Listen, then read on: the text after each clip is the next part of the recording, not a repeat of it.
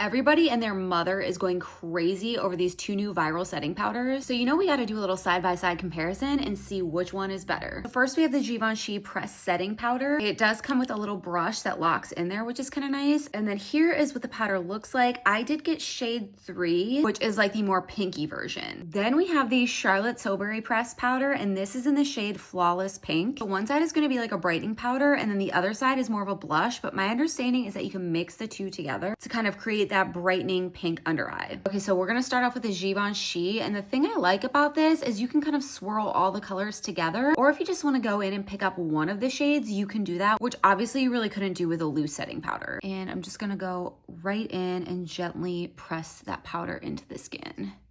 So this is a more mattifying version, kind of like their original setting powder that they discontinued, unfortunately. I have tried this out a few times and I've got to say I've been loving it. Guys, I'm not even trying to be dramatic. Look at how blurring and smoothing that made my under eye. So here's the side with the powder, and then here is the side without the powder.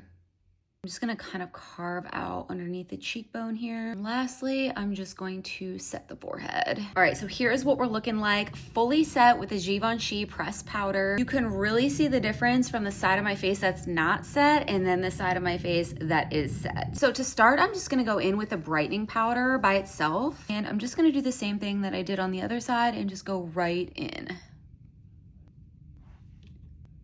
Okay, that is brightening for sure.